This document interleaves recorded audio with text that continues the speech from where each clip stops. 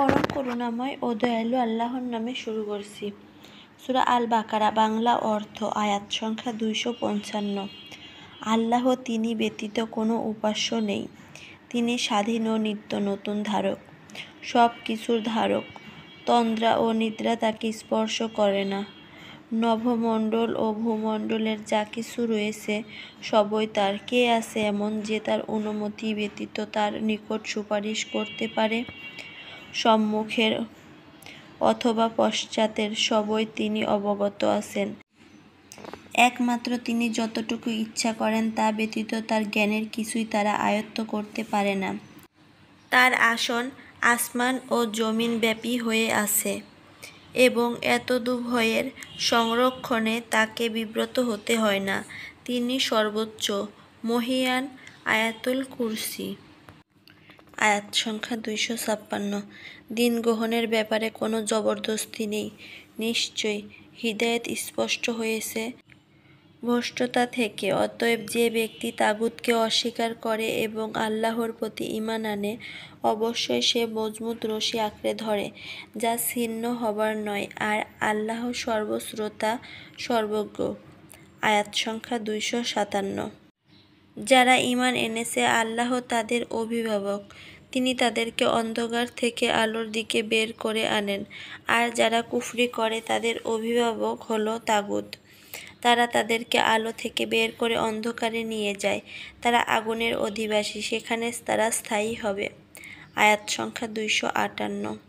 তুমি কি সে ব্যক্তিকে দেখনি যে ইব্রাহিমের সাথে তার রবের ব্যাপারে বিতর্ক করেছে, যে আল্লাহ তাকে রাজত্ব দিয়েছেন? যখন ইব্রাহিম বলল, আমার রব তিনি, যিনি জীবন দান করেন এবং মৃত্যু ঘটান, সে বলল, আমিও জীবন দান করি এবং মৃত্যু ঘটাই। ইব্রাহিম বলল, নিশ্চয় আল্লাহ পূর্ব দিক থেকে সূর্য আনেন, অতএব তুমি পশ্চিম দিক থেকে আনো।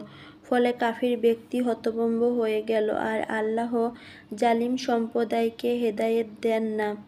আয়াত সংখ্যা 259। অথবা সে ব্যক্তির মতো যে কোনো জনপদ অতিক্রম করছিল, যা তার ছাদের ওপর বিধ্বস্ত ছিল। সে বলল, আল্লাহ একে কিভাবে জীবিত করবেন মরে যাওয়ার পর? অতঃপর আল্লাহ তাকে 100 বছর মৃত রাখলেন, এরপর তাকে পুনর্জীবিত করলেন। বললেন, তুমি কতকাল অবস্থান করেছ? সে বলল, আমি একদিন অথবা দিনের কিছু সময় অবস্থান করেছি। তিনি বললেন, বরং তুমি 100 বছর অবস্থান করেছ। সুতরাং তুমি তোমার খাবার ও পানীয়র দিকে তাকাও, সেটি পরিবর্তিত হয়নি, এবং তুমি তাকাও তোমার গাধার দিকে, আর যাতে আমি তোমাকে মানুষের জন্য দৃষ্টান্ত বানাতে পারি, এবং তুমি তাকাও হাড়গুলোর দিকে, কিভাবে আমি তা সংযুক্ত করি, অতঃপর তাকে আবৃত করি গোশত দ্বারা। পরে যখন তার নিকট স্পষ্ট হলো, তখন সে বলল, আমি জানি নিশ্চয় আল্লাহ সব কিছুর ওপর ক্ষমতাবান। আয়াত সংখ্যা 260। আর যখন ইব্রাহিম বলল, হে আমার রব, আমাকে দেখান কিভাবে আপনি মৃতদেরকে জীবিত করেন, তিনি বললেন, তুমি কি বিশ্বাস করনি? সে বলল, অবশ্যই হ্যাঁ, কিন্তু আমার অন্তর যাতে প্রশান্ত হয়। তিনি বললেন, তাহলে তুমি 4টি পাখি নাও, তারপর সেগুলোকে তোমার প্রতি পোষ মানাও, অতঃপর প্রতিটি পাহাড়ে সেগুলোর টুকরো অংশ রেখে আসো, তারপর সেগুলোকে ডাকো, সেগুলো দৌড়ে আসবে তোমার নিকট। আর জেনে রাখো, নিশ্চয় আল্লাহ পরাক্রমশালী, প্রজ্ঞাময়। আয়াত সংখ্যা 261। যারা আল্লাহর পথে তাদের সম্পদ ব্যয় করে, তাদের উপমা একটি বীজের মতো, যা উৎপন্ন করল 7টি শীষ, প্রতিটি শীষে রয়েছে 100 দানা, আর আল্লাহ যাকে চান তার জন্য বাড়িয়ে দেন, আর আল্লাহ প্রাচুর্যময়, সর্বজ্ঞ। আয়াত সংখ্যা 262। যারা আল্লাহর রাস্তায় তাদের সম্পদ ব্যয় করে, অতঃপর তারা যা ব্যয় করেছে তার পেছনে খোঁটা দেয় না এবং কোনো কষ্টও দেয় না, তাদের জন্য তাদের রবের নিকট প্রতিদান রয়েছে এবং তাদের কোনো ভয় নেই, আর তারা চিন্তিত হবে না। আয়াত সংখ্যা 263। উত্তম কথা ও ক্ষমা প্রদর্শন শ্রেয়, যে দানের পর কষ্ট দেওয়া হয় তার চেয়ে। আর আল্লাহ অভাবমুক্ত সহনশীল। আয়াত সংখ্যা 264। হে মুমিনগণ, তোমরা খোঁটা ও কষ্ট দেওয়ার মাধ্যমে তোমাদের সাদাকা বাতিল করো না সে ব্যক্তির মতো যে তার সম্পদ ব্যয় করে লোক দেখানোর উদ্দেশ্যে এবং বিশ্বাস করে না আল্লাহ ও শেষ দিনের প্রতি। অতএব তার উপমা এমন একটি মসৃণ পাথর যার ওপর রয়েছে মাটি, অতঃপর তাতে প্রবল বৃষ্টি পড়ল, ফলে তাকে একেবারে পরিষ্কার করে ফেলল। তারা যা অর্জন করেছে তার মাধ্যমে তারা কোনো কিছু করার ক্ষমতা রাখে না, আর আল্লাহ কাফির জাতিকে হেদায়েত দেন না। আয়াত সংখ্যা 265। আর যারা আল্লাহর সন্তুষ্টি লাভ ও নিজেদেরকে সুদৃঢ় রাখার লক্ষ্যে সম্পদ ব্যয় করে তাদের উপমা উঁচু ভূমিতে অবস্থিত বাগানের মতো, যাতে পড়েছে প্রবল বৃষ্টি, ফলে তা দ্বিগুণ ফল ফলাদি উৎপন্ন করেছে। আর যদি তাতে প্রবল বৃষ্টি নাও পড়ে তবে হালকা বৃষ্টি যথেষ্ট। আর আল্লাহ তোমরা যা আমল করো সে ব্যাপারে সম্যক দ্রষ্টা। আয়াত সংখ্যা 266। তোমাদের কেউ কি কামনা করে তার জন্য আঙ্গুর ও খেজুরের এমন একটি বাগান থাকবে যার তলদেশ দিয়ে প্রবাহিত হবে নদ নদী, সেখানে তার জন্য থাকবে সব ধরনের ফল ফলাদি, আর বার্ধক্য তাকে আক্রান্ত করবে এবং তার জন্য থাকবে দুর্বল সন্তান সন্ততি। অতঃপর বাগানটিতে আঘাত হানল ঘূর্ণিঝড়, যাতে রয়েছে আগুন, ফলে সেটি জ্বলে গেল। এভাবে আল্লাহ তোমাদের জন্য আয়াতসমূহ বিশদভাবে বর্ণনা করেন যাতে তোমরা চিন্তা করো। আয়াত সংখ্যা 267। হে মুমিনগণ, তোমরা ব্যয় করো উত্তম বস্তু, তোমরা যা অর্জন করেছ, এবং আমি জমিন থেকে তোমাদের জন্য যা উৎপাদন করেছি তা থেকে, এবং নিকৃষ্ট বস্তুর ইচ্ছা করো না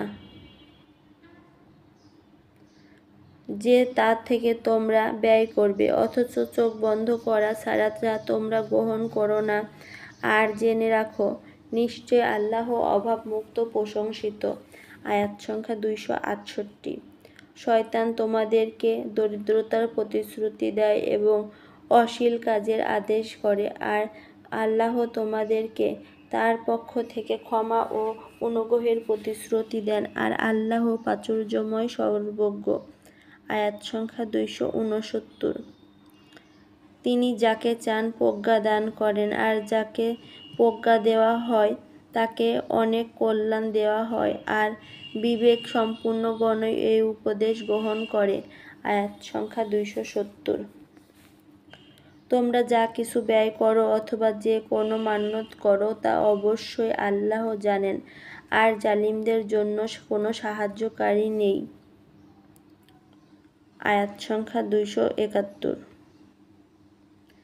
তোমরা যদি সাদাকা প্রকাশ করো তবে তা উত্তম, আর যদি তা গোপন করো এবং ফকিরদেরকে তা দাও তাহলে তাও তোমাদের জন্য উত্তম, এবং তিনি তোমাদের গুনাহসমূহ মুছে দেবেন। আর তোমরা যে আমল করো আল্লাহ সে সম্পর্কে সম্যক অবহিত। আয়াত সংখ্যা 272। তাদেরকে হেদায়েত করার দায়িত্ব তোমার নয়, কিন্তু আল্লাহ যাকে চান হেদায়েত করেন। এবং তোমরা যে সম্পদ ব্যয় করো তা তোমাদের নিজেদের জন্যই, আর তোমরা তো আল্লাহর সন্তুষ্টির উদ্দেশ্যে ব্যয় করো, এবং তোমরা কোনো উত্তম ব্যয় করলে তা তোমাদেরকে পরিপূর্ণভাবে দেওয়া হবে, আর তোমাদের প্রতি জুলুম করা হবে না। আয়াত সংখ্যা 273। সাদাকা সেসব দরিদ্রের জন্য যারা আল্লাহর রাস্তায় আটকে গিয়েছে, তারা জমিনে চলতে পারে না না চাওয়ার কারণে। অনবগত ব্যক্তি তাদেরকে অভাবমুক্ত মনে করে। তুমি তাদেরকে চিনতে পারবে তাদের চিহ্ন দ্বারা, আর মানুষের কাছে নাছোড় হতে চায় না। তোমরা যে সম্পদ ব্যয় করো অবশ্যই আল্লাহ সে সম্পর্কে পূর্ণ জ্ঞানী। আয়াত সংখ্যা 274। যারা তাদের সম্পদ ব্যয় করে রাতে ও দিনে, গোপন ও প্রকাশ্য, অতঃপর তাদের জন্যই রয়েছে তাদের রবের নিকট প্রতিদান। আর তাদের কোনো ভয় নেই এবং তারা চিন্তিতও হবে না।